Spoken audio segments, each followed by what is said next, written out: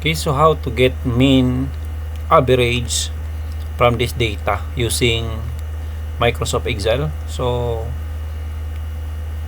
may 110 respondent tayo dito na example. So we need to get the mean of this response. Okay, example for the study habit and time management example. So we need to get the mean example.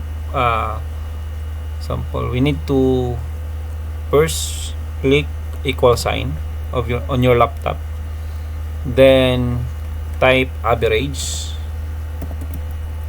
then double click the average,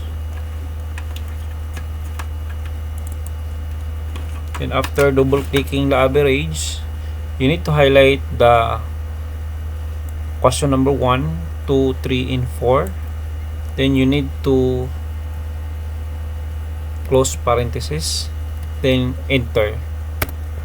Okay, that is the mean based on the data. Okay, center lang natin. Put red, then okay, so now kung isa-isahin natin itong mga answers nila or mga response nila, so there are 110. So we cannot do that repeatedly. So we need to click this part, no, because all the formula is already given.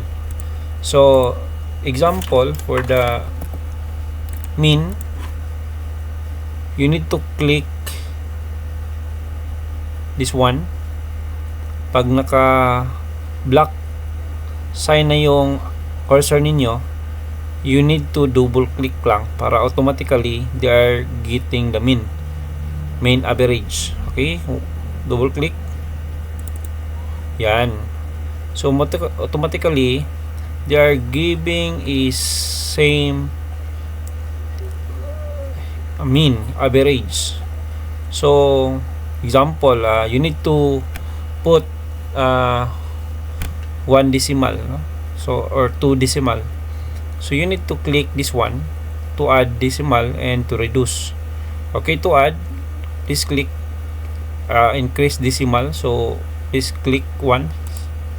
Okay, para same decimal lahat, no? Meaning 3.25, 3.0, 3.25. So ganun.